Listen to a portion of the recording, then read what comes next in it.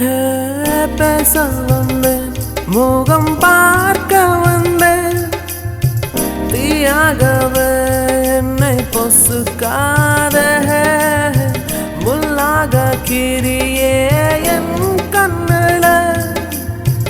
ஆனாலும் காத்திருந்த வீட்டுல எதை சொல்ல வந்த எனக்குள்ள நோந்த உடையது நெஞ்சு சுகமாக. எவன் வந்த போதும் பயம்